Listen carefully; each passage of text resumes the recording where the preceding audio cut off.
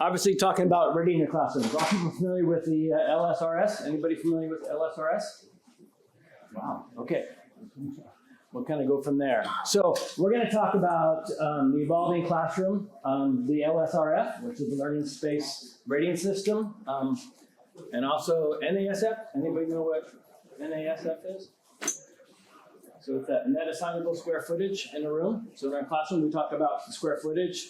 And I've always wanted to figure out, like, how many students can I fit in this room, or how many students should be in this room, more likely. And so we'll talk about that. Making data-informed decisions, and then give you some action things to roll this out, hopefully. So my name is Dan Case. I'm from Carroll College, which is a small private liberal arts college in Helena, Montana. Anybody was here in Helena last year? Yes. All right. Woohoo! And so I have like 32 classrooms, 32 registrar controlled classrooms on campus. Not a lot. I'm showing you this picture here because this was one of our worst classrooms on campus. And then we changed it and kind of made it an active learning classroom. But according to the system, it still gets a ding because there's no windows in this classroom. And there's nothing I can do to change that, right? I have limited functionality underneath that. So, how many people here have a rating system for their classrooms on campus? You have like a tier 1, a tier 2, a 1, 2, 3, a hybrid, a extended, whatever you want to call it. We come up with all these names, right? And we create our own ranking of our classrooms on our campus, which is great. And I think I've done that as well. But the thing is we want to have some kind of a system. I want to compare it to something else that's larger than what I am. And so when I go somewhere and talk to administration, I can then say, hey, this is where we fit in regards to Ohio State or Georgia Tech or Purdue or whatever institution that I want to compare it to. And so that's what we're looking at here. But we're all here to make our classrooms better, right? That's what we want to do. We want to create a better experience for the students and the teachers at the end of the day. And that's what makes me come to work every day. That's what drives me. And so if I can create a better learning environment for everybody, that's a good thing. And that's why I do what I do. And especially through the use of technology. So we have control of the technology aspect of it. We don't always have control over the ventilation, the lights, the heating, the furniture, or whatever else it is. So definitely evolved. And we're almost into 2025, so which is crazy to think about that we're always this far. So you have these old kind of schematics, so you guys have all seen this. It's about how it's kind of involved. And a lot of us are kind of stuck with classrooms in this industrial era, could be in there, where we're basically, we look at that, it's pretty similar to what we're doing right here. And now that it's changing into this active learning where you have a modality, where you're going to move around, you change the pedagogy. And even now they're saying we need to have external breakout spaces where we're going to group up. I'm going to send group A right here, group B, group C, and we have some place to kind of move in and out of the space. And so this is the latest iteration, and you see a lot of this happening at K-12, and I think it will triculate its way up. So pedagogy has been delivered the exact same way. And so it's always been the sage on the stage, I'm here, I'm going to teach at you, you guys are going to absorb whatever I'm doing. And then we moved into this shared knowledge, active learning, and now we're moving into this network thing. And the fact of it is our students have changed, right? They're going home, they're playing high-end video games, lots of stuff coming at them, and then they're coming into our classrooms, and they're just sitting here, and we're just going to preach to them for 15 minutes, and then they're going to walk out. So we've got to engage these kids. We've got to figure out what can we do to make that happen. So technology is definitely an empowerment tool that we can put in the classrooms. We have control over that. So we can do multi-projection. We can have multi-projectors. We can allow the faculty member to do whatever they need to do. My big thing is, I don't know about your campuses, but I've got faculty members that are all over the spectrum, right? I've got the old people that are just, this is the way I've done it for 20 years. I'm going to stand here I am the purveyor of all knowledge in this room, and I'm just going to disseminate that to you, and you're going to absorb it. And then you have some of the people that are like, hey, I don't know much more than you do. I went to school, but we're going to learn together. We're going to figure this stuff out. And so trying to create a classroom that has both of those modalities is tough, right? Because I don't want to make it so, well, this is only this way, this is only this way. So trying to get flexibility, distance learning, sound and video has become more and more important since the last couple of years. So all these things. So take out your phones. What makes a great classroom? I want you guys to tell me what makes a great classroom. You should be able to get to that, I'm hoping.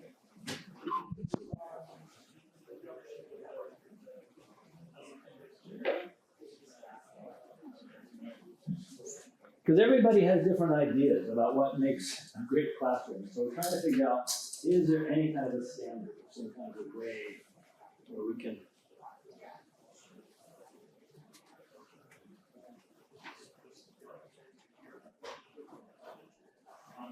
everybody got that? Okay.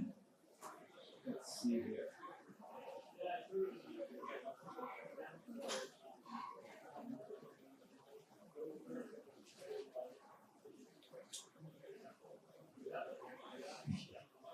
Ease of use, easy to use. So it's got to be easy to use.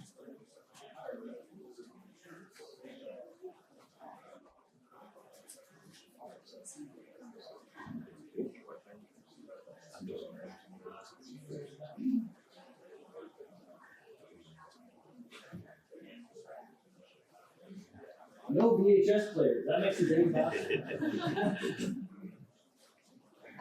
I remember when I took all the VHS players out of the classrooms, I was known on campus as the guy who killed VHS. Not the guy who killed VHS. So someone put like an engaging space. I mean, that's awesome, but what is an engaging space, right? I'm trying to figure out like what are the factors that make this environment the way that it is. So what do you need to do to get to ease of use, flexibility, reliability, consistency, simplicity? Yeah, I was at one institution and I was on the tour and they were showing me all their the young, the admissions counselors, the young students that take you on the tour, all excited to walk backwards. And they took me into a room. This is our brand new high-tech room. There's all this stuff on the wall. And the guy was sitting there for like 5 minutes just trying to figure out how to turn the projectors on. And he's like, well, it's really cool when it works. Okay. Hybrid. Yeah. So these are the things. So how do we figure out, how do we rank? How do we rate? How do we know that our classroom fits some of these criteria? Good sound, visual, acoustics. Yeah. Be part of the class, climate control. Yeah, climate control. We can't control climate control. Functional. Okay, great. So let's go back here.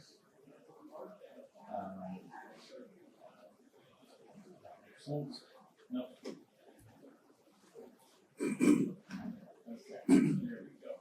There we go. Okay, so 2 ways to measure a classroom is this LSRS and NASF. So LRSF and LSRS, I can't get it, is now hosted by EDUCAUSE. So everybody familiar with EDUCAUSE? So that's what it falls under right now, and it's in the process of moving. It's part of FlexSpace, and it's in the process, I think, of coming over to HETMA. Anybody here from HETMA?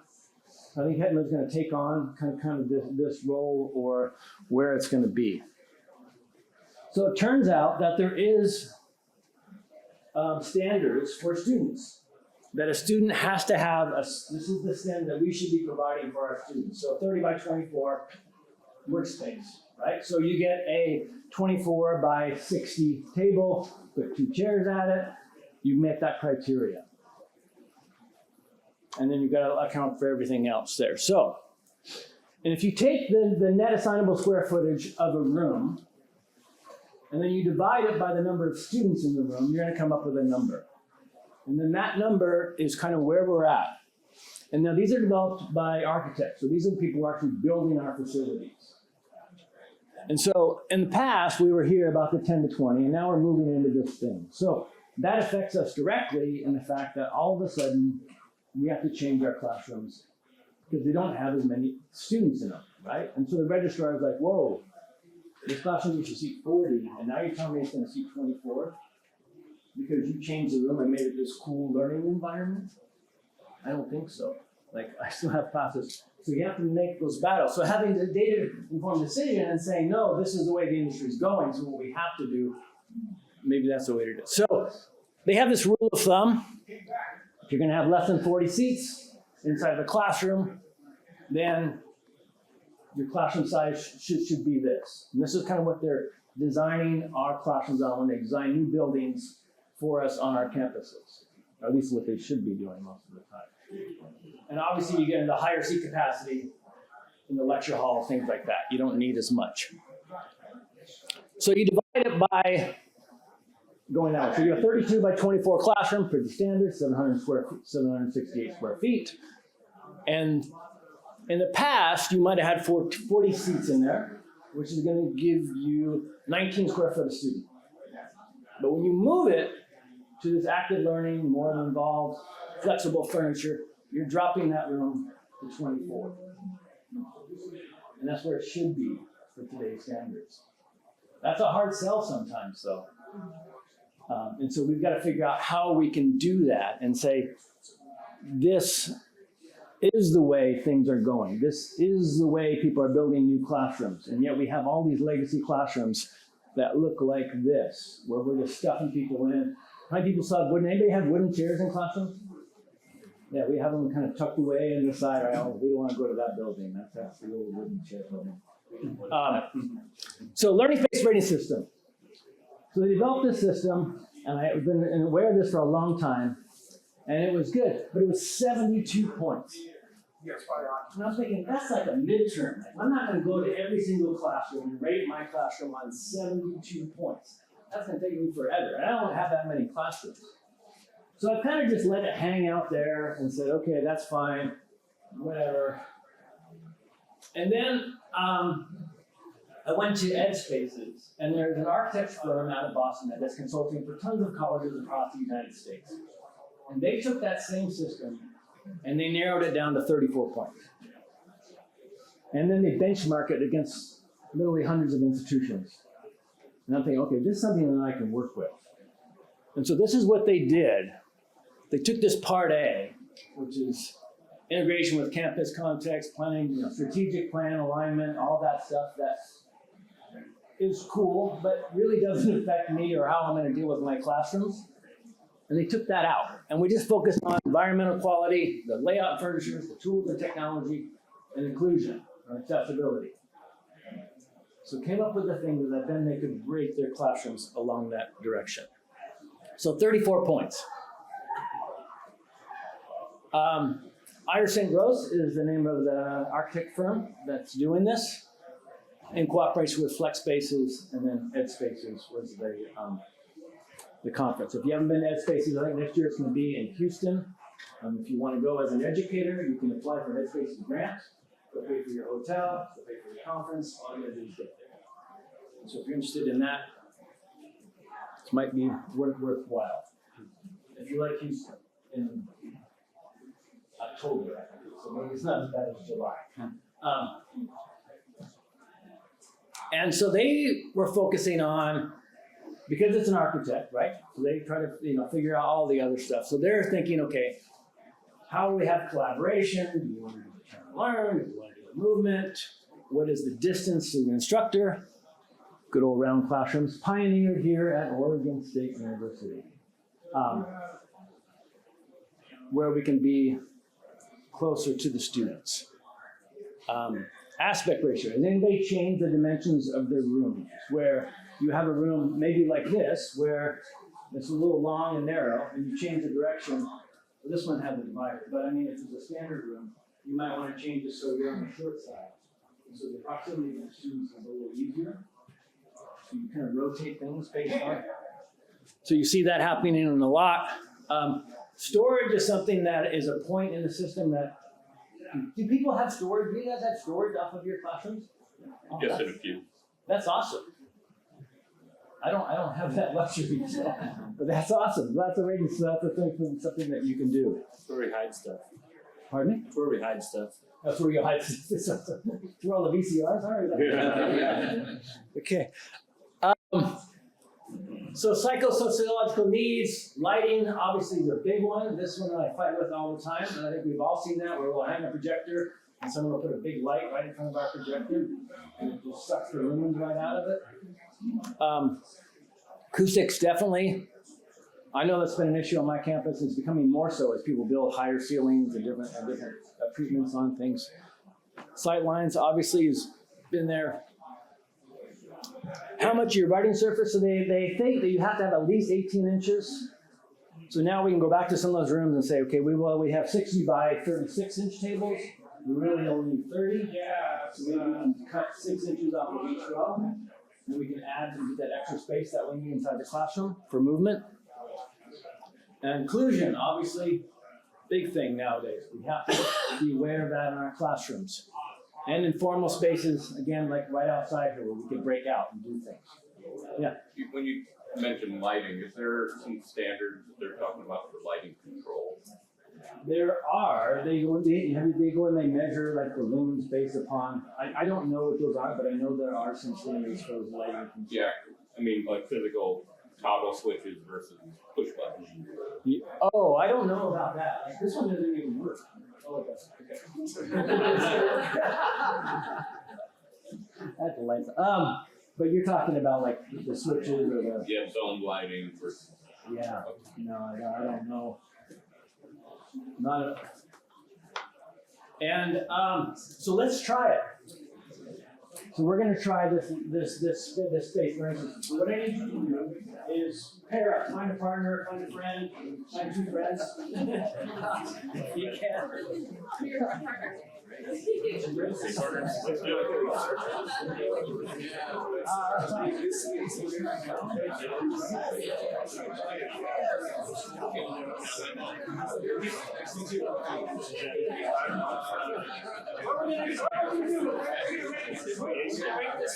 Okay. So, we need to write this down. We have somebody write this down. So we have 9 points on the right policy. Go through and write this room. Does it get a point? Or does it not get a point? So we got 1 point.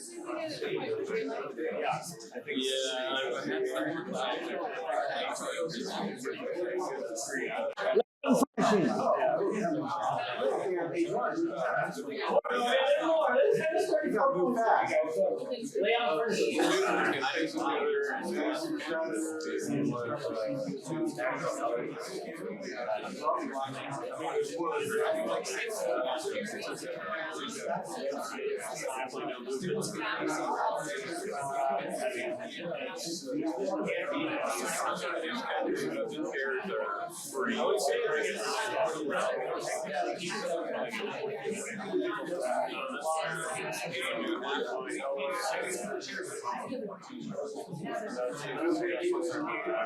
I'd say 1 point.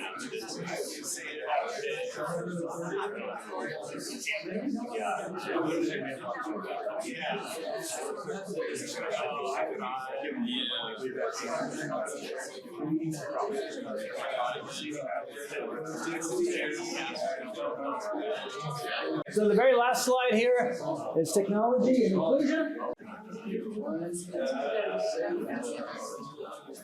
Yeah. All right, so let's move on. So, give me some scores. Where are we at? 11? 10? 15. 15.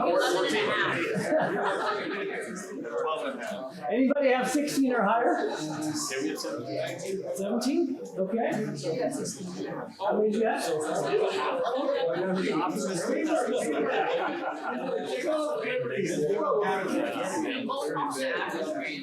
So it's all relative, right? It's all relative about, there's some things that are like, maybe, maybe not, and you kind of figure that out. And that's fine. This is not meant to be the hard hard thing that you have to, yes or no? I think it's best to do what you need to do for your institution. So you got this score. So where do you think most classrooms fall? Below average. The architects are going around into these institutions. Where are the classrooms? Where do you think your classrooms would fall? The architect score? Well, Kind of depends on the era they were built. yeah, it depends on the era they were built. I'd say So, probably all yellow or Also, below. I mean, it depends on the pedagogy of the school too, right? right, I mean, if active learning isn't their thing, right. then So the question is, in these days where we're all kind of competing for the same students, right? We want to grow enrollment. We've all read the news, things going on. Do we need to change our spaces or change the pedagogy of our fact, or help empower them, not change them? Let me change that, yeah.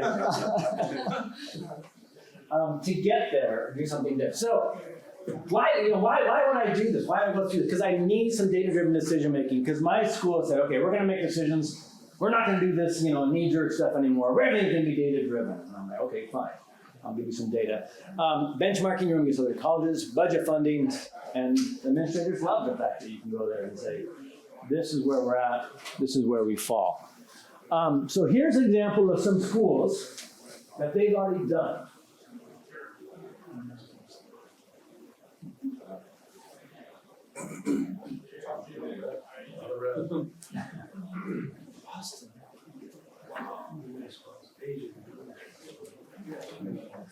I'd like to hear that.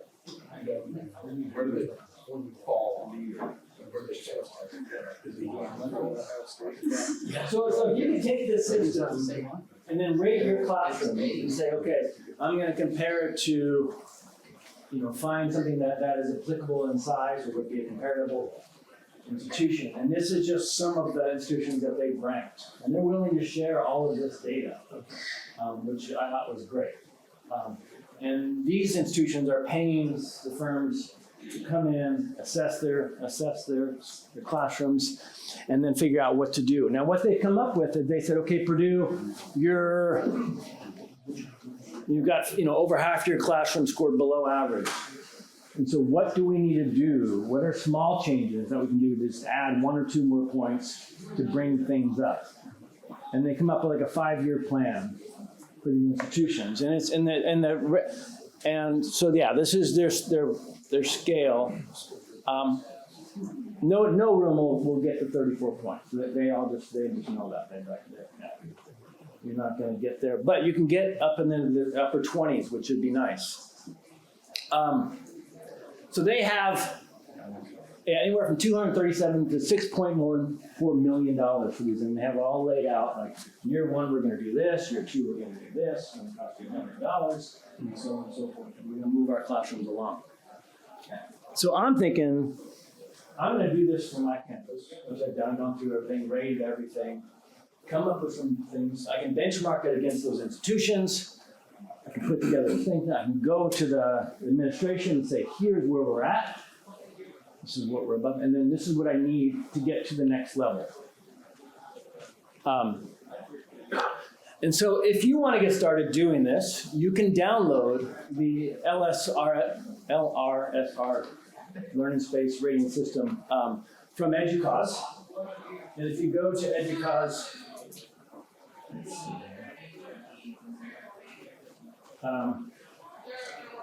here it is. You can download the score sheets. You can download all the multiple languages as well. And you can start to do this.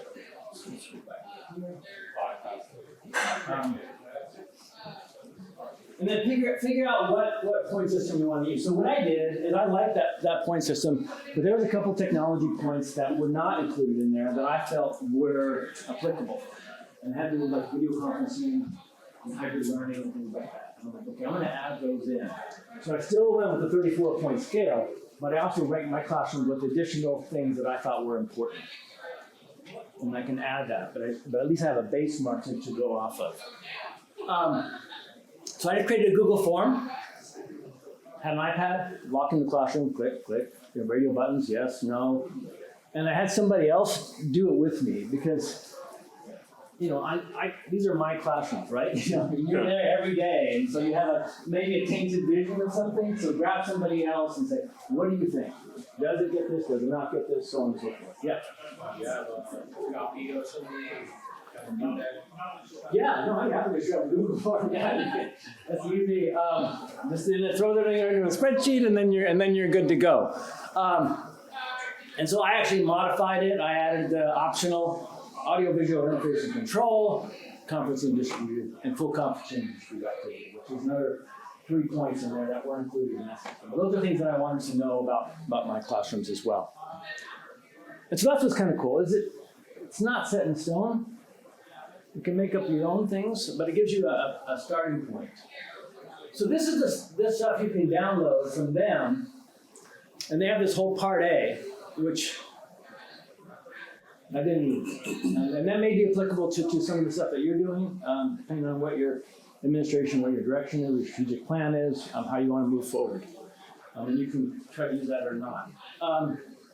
This was the full technology points that were in that system right now. They pulled out 6, I pulled out 9. You can actually go for all 12. It's kind of up to you, whatever you want to do. But these have been agreed upon in standards across the EDUCAUSE, so that it's not something we're just kind of willy-nilly doing. So what's missing? So it's hard. I mean, I can't imagine the people who thought this up sat down and said, we're going to rate classrooms, we're going to make a standard, and come up with a 72-point rating system. And some of the stuff is maybe applicable, may not be applicable. But figure out what works best for you. And it's changing all the time. So this is now version 3, and I think we'll continue to upgrade it along the way. Question. Yeah. Has this standard, has it been changed in light of the pandemic? Seems like, there's a lot more demand for conferencing and that kind of thing. Have items been added to the LSRS or No. Based on that, or? That is why I added in those 3, which have kind of primarily to deal with that area, which I thought was important, but wasn't ranking. I think I started doing this they've only done it the last 2 years, so I would think as architects they would have included that, but for some reason they decided, because I think that's important. And the funny thing about the pandemic is we all had reset your classrooms, right? And 6 feet apart, so all of a sudden classroom that seat 40 becomes a 20-seat classroom. And spaces that weren't supposed to be classrooms, we just moved and put people in various locations to keep them apart if they were coming back in person, right? And so that gave me a chance to reset my rooms, because they were just blown apart during the pandemic anyways. And so when I moved furniture back into them, I'm like, hey, this was 36, but it really needs to be 32. And I'm trying to enforce that to the EDUCAUSE, and you can't just stuff chairs in. Because your ex-professor has a class in their philosophy class, we got a waiting list, I need 4 more chairs in this room. So somebody brings in 4 more chairs, and then they end up being there, right? And then someone says, oh, the capacity is now 40. And you're like, wait a second. And it just gets that creep. And so the pandemic was a nice chance for me to reset things. And so I took all of the square footage and then did the NASF on there. So at least getting a base point of where am I at in regards to the numbers in the rooms? Am I within that area? Or do I need to add? Or maybe there's some rooms where I'm way above and I can actually add chairs into it, and that makes sense. So that gave me another baseline to go off of as well. Yes? Dan, a couple of those points there, one of them said students having access to power outlets for their seated area. But then another one of the points said having your tables on casters. Well, having power at each one of the desks, usually we bolt tables to the floor so you could do powered tables. But if we're trying to make our classrooms modular, those 2 points are kind of at odds with each other. They are odds, and so you're starting to see people connect traffic, something else coming into the rooms. Or you can look at it as maybe we have enough outlets on the outside and they're easy to get to, where I can roll over and plug.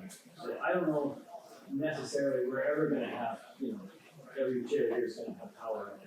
It's a little far-fetched to ask. It'd be nice, but That's why you can't get a yeah. So anyway, so that was where I did it. But I want to thank Katie Potts from Andrew St. Gross, who kind of shared all this stuff with me and put things together. And I'd be happy to share out the Google Forms and all that stuff. Yeah, any more questions? Yes. Right, so one of the things that was part of the rating, I think, that I saw earlier was sightlines. Mhm. And I'm wondering if that's specifically referencing like displays or sightlines too. I'm sure it's all of the above. The question I have is, I pretty regularly have faculty request to have our screens in the center of the room moved to the corner so they can have their precious writing surface back. Right. And I'm just curious if anyone has seen standards as far as mounting projection screens in the room, and with BEIA being such a flavor of the day type thing. Like if you're over here and the screen is mounted and you have mobility issues, is that something that, with sightlines, has that been addressed? So there's a sightlines to the collaborative, so it's like a security issue, right? So you can see what everybody else is doing at any time. So there's no like students that are hidden as well. There's also sightlines for the board. So yeah, there's 2 in there, I think, but I don't know. I mean, that's a good question. I have a classroom right now where I have a podium like this, and I've got whiteboards back there, and the faculty member is like, you got to move this podium because you can't see through this podium to the whiteboard. Yeah. And I'm teaching chemistry, and I'm just going to go. Yeah. We have that same problem at WKU. They usually address it with the ANSI standards from the big stuff. And, we're not in charge of the money. So we're using someone else's money, so they usually argue and debate with me.